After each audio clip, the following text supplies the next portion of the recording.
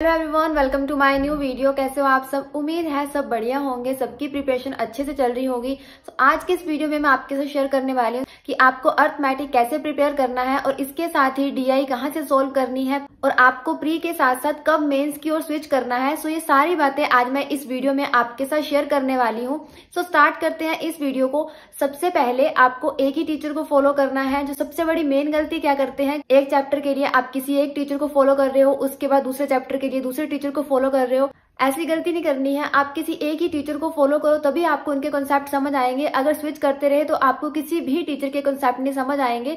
सो सबसे पहले आप एक टीचर को फॉलो करो। जैसे क्वांट के लिए आप हर्षल अग्रवाल सर, कौशिक मोहांती सर, आशीष अरोड़ा सर, अंकुश लांबा सर, इन चारों टीचर में से आप किसी भी टीचर को फॉलो कर सकते हो। अगर आपने किसी और टीचर को फॉलो कर रखा है तो अच्छी बात है। अगर किसी ने अभी तक किसी भी टीचर को फॉलो नहीं किया है तो आप इन चारों टीचर्स में से किसी भी टीचर को फॉलो कर सकते हो। अगर आपको नहीं समझ आ रहा है कि हम किस टीचर को फॉलो करें तो सबसे पहले आप 2 से 3 क्लासेस आप हर एक टीचर की लगवा लो। देन उसके बाद देख लो आपको जिस भी टीचर का समझ आ रहा है, देन फर्दर आप आगे उस टीचर को फॉलो कर लो। बट प्लीज एक ही टीचर को फॉलो करना, इधर उधर बार बार स्विच मत करते रहना। इसके बाद बात करते हैं कि अर्थमेटिक के क्वेश्चन सोल्व नहीं हो पा रहे हैं, मॉक में कम मार्क्स आ रहे हैं। जब वीडियोस चलती हैं तो साथ साथ में सोल्व हो जाते हैं, बट जब मॉक में अटेम्प्ट करते हैं तो वहां पे क्वेश्चन सोल्व नहीं हो रहे हैं। सबसे पहली बात, अगर आप सोच रही हो कि जितनी वीडियोस देखी है किसी चैप्टर की बस उतने ही क्वेश्चन करने हैं और उसके बाद आपको डायरेक्ट मॉक में जाके अटेम्प्ट करने हैं, तो इससे आपके क्वेश्चन सोल्व नहीं होंगे। आप जिन भी चैप्टर्स की वीडियोस देख रहे हो आपको अलग से उनकी प्रैक्टिस भी करनी पड़ेगी। सिर्फ वीडियोस देख के ही आपके क्वेश्चन सोल्व नहीं होंगे। वीडियोस में तो आपको हिंट मिलता है कि हाँ इस क्वेश्चन को इस तरीके से सोल्व करना है, क्या अप्रोच होनी चाहिए। इसका मतलब ये नहीं है कि वीडियोस में जो 10 क्वेश्चन करवाए हैं उन्हीं में से कोई एक क्वेश्चन एग्जाम में आ जाएगा। ऐसी गलती नहीं करनी है। फर्स्टली आप जिस भी चैप्टर को स्टार्ट कर रहे हो पहले उसकी वीडियोस देख लो। फॉर एग्जाम्पल आपने profit and loss chapter start किया, उस चैप्टर की वीडियोस देखो। 4 से 5 जितनी भी वीडियोस हैं सारी वीडियोस को देख के उसके बाद आप फर्दर आगे क्वेश्चंस की प्रैक्टिस करो। वीडियोस में सिर्फ आपको टाइप्स बताए जाते हैं कि हाँ इस टाइप के क्वेश्चंस आते हैं। अगर वीडियोस में 10 से 12 टाइप्स बताए जा रहे हैं तो आपको उन टाइप्स की आगे प्रैक्टिस भी करनी है। ये नहीं है कि वहां पे एक टाइप के 2 क्वेश्चन करवा दिए हैं तो बस वहीं तक करना है। जिस तरीके से रीजनिंग में पजल सोल्व करने के लिए क्या सबसे जरूरी चीज है? प्रैक्टिस। बार बार प्रैक्टिस करते हो तभी पजल्स में आपकी स्पीड बनती है, तभी आपको पैटर्न समझ आता है कि कौन सी पजल कैसे सोल्व करनी है। अब मान लो डेज बेस्ड पजल है या फिर month plus date based puzzle है तो आपको एकदम से स्टक हो जाएगा कि सबसे पहले आपको मंथ लिखना है, उसके बाद मान लो डेट दी है 15 और 18, उसके बाद फिर से नेक्स्ट मंथ लिखना है, फिर 15 और 18 ऐसे डेट लिखनी है।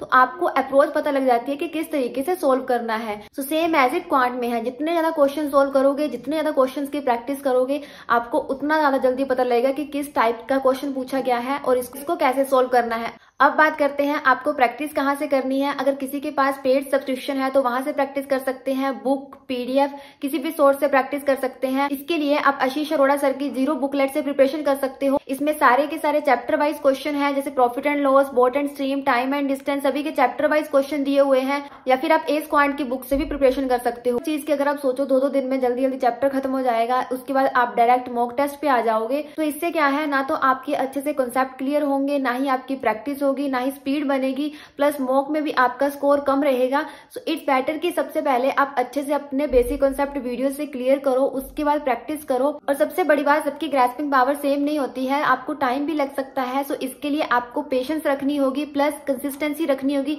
ये नहीं है कि आपने 3 दिन तो बहुत अच्छे से प्रैक्टिस करी है, बहुत अच्छे से आपके हर एक क्वेश्चन सोल्व हो रहे हैं, आपने एक चैप्टर अच्छे से प्रिपेयर कर लिया, उसके बाद 2-3 दिन का गैप दिया, देन उसके बाद नेक्स्ट चैप्टर प्रिपेयर करने लग गए।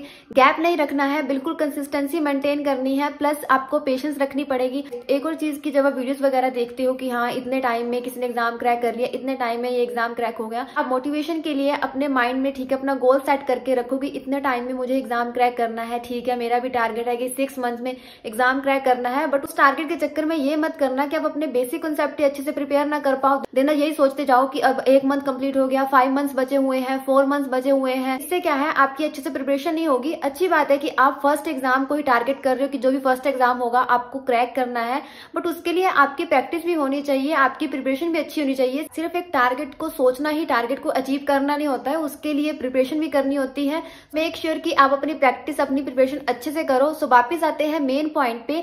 जब आपकी चैप्टर वाइज प्रैक्टिस हो जाएगी, अच्छे से आपके सारे क्वेश्चन सोल्व होने लग जाएंगे, 70 to 80 या फिर इससे ज्यादा क्वेश्चन होते हैं एक एक चैप्टर के। एस क्वांट की बुक होगी तो उसमें लो लेवल, मीडियम, हार्ड तीनों लेवल में क्वेश्चंस दिए होते हैं। तो आपके हर एक टाइप के क्वेश्चंस कंप्लीट हो जाएंगे। इसके बाद आपको मिक्स क्वेश्चन लगाने हैं, जिसके लिए आप आशीष अरोड़ा सर की अभ्यास मैगजीन को फॉलो कर सकते हो। उसमें सारे के सारे क्वेश्चंस मिक्स दिए होते हैं। पहले आप चैप्टर वाइज सोल्व करो, उसके बाद आप मिक्स क्वेश्चन को सोल्व करो। मिक्स क्वेश्चन सोल्व करना बहुत जरूरी है, क्योंकि मॉक टेस्ट में भी, आगे एग्जाम में भी सारे मिक्स क्वेश्चन आते हैं। ऐसा नहीं होगा कि आपको एक ही चैप्टर के सारे क्वेश्चन मिलेंगे। सो आपको मिक्स क्वेश्चन भी सोल्व करने हैं, प्लस आपको चेकलिस्ट भी सोल्व करनी है। अब बात करते हैं डीआई की। फर्स्टली जो प्री में डीआई होती है वो तो प्लस माइनस या फिर फ्रैक्शनल वैल्यू बेस्ड होती है, तो उसके लिए आपकी अच्छी खासी प्रैक्टिस होनी चाहिए। तो प्लस माइनस की और फ्रैक्शनल वैल्यू की, फ्रैक्शनल वैल्यू तो आप याद कर लो डेली की डेली। जैसे मैंने आपको पहले भी बताया कि table, square root, cube root plus fraction value, ये तो आप डेली की डेली रिवाइज करो। जब आप डेली की डेली रिवाइज करोगे तो आपको रट्टा मारने की जरूरत नहीं पड़ेगी, आपको वो ऐसे याद रहने लगेंगे।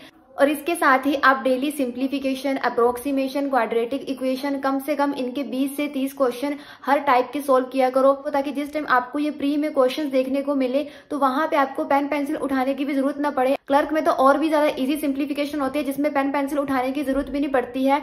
सो ये सब तभी पॉसिबल है जब आप ज्यादा से ज्यादा प्रैक्टिस करोगे। इसके साथ ही जब प्लस माइनस करते हो तो वर्बली सोल्व करने की कोशिश किया करो। अब बात करते हैं आपको डीआई की प्रैक्टिस कहाँ से करनी है। चेकलिस्ट सोल्व करोगे तो आपको उसमें डीआई के क्वेश्चंस मिल जाएंगे। इसके अलावा आपको ए स्क्वांट की बुक में भी क्वेश्चंस मिल जाएंगे। और हर्षद अग्रवाल सर की 365 डीआई की प्लेलिस्ट है, तो आप एक बार उस प्लेलिस्ट को जरूर देख लेना।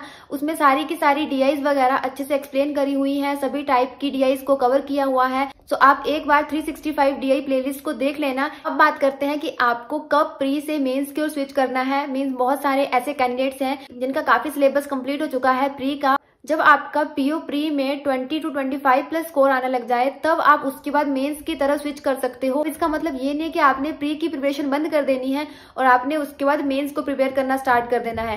प्री आपको साथ में लेकर चलना है। बेशक आपकी बहुत अच्छी प्रिपरेशन हो गई हो प्री की, तो आप ऐसा कर सकते हो कि ऑल्टरनेट डे पे प्री के मॉक टेस्ट लगा सकते हो। एक दिन स्किप करके मॉक टेस्ट लगा सकते हो। आज मॉक टेस्ट लगा लिया, कल रहने दिया, परसों मॉक टेस्ट लगा लिया।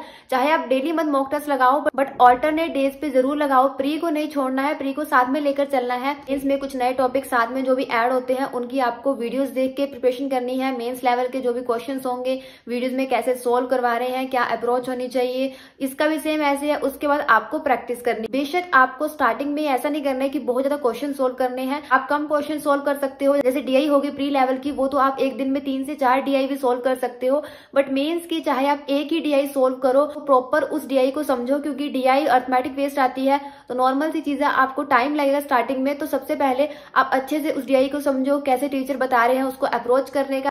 और इसके बाद उस डीआई से रिलेटेड जो भी और डीआई होंगी आपको वहां से प्रैक्टिस करनी है। मैं बार बार प्रैक्टिस के लिए बोल रही हूँ। प्रैक्टिस का ये फायदा है कि आपका एक बेस बिल्ड हो जाएगा।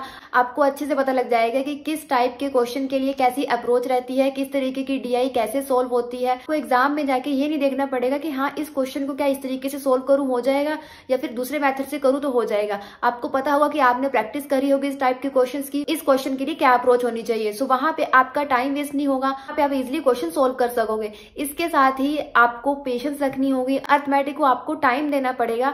रीजनिंग के ज्यादातर टॉपिक तो जल्दी कंप्लीट हो जाते हैं, एक्सेप्ट पजल वगैरह हो गई। पजल के लिए भी आपको टाइम देना पड़ता है, अच्छी खासी प्रैक्टिस करनी पड़ती है, तभी आपकी पजल वगैरह में स्पीड बनती है। बट अर्थमेटिक में तो आपको सारे के सारे टॉपिक्स के लिए टाइम देना पड़ेगा। इसमें ऐसा नहीं है कि आप इनको 1-2 दिन के लिए छोड़ दोगे या फिर थोड़ा गैप ले लोगे बीच में। तो इसमें क्या है, आप ही भूलते जाओगे। आपको कंसिस्टेंटली पढ़ना पड़ेगा, पेशेंस रखनी पड़ेगी।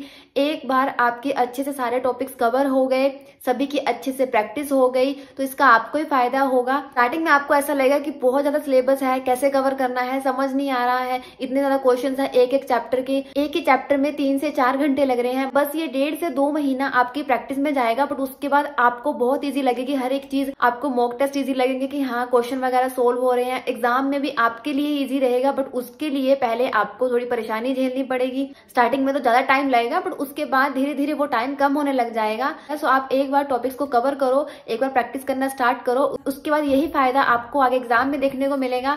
और इसके साथ ही आशीष अरोड़ा सर की 0 बुकलेट मैं बहुत जल्दी अपने टेलीग्राम चैनल पे शेयर करने वाली हूँ। तो मेक श्योर कि आपने मेरा चैनल ज्वाइन किया हुआ है। डिस्क्रिप्शन में आपको लिंक शो हो रहा होगा, सो आप मेरे चैनल को ज्वाइन कर लो। सो जाने से पहले वीडियो को लाइक शेयर कर देना और इसके साथ ही सब्सक्राइब बटन को प्रेस कर देना।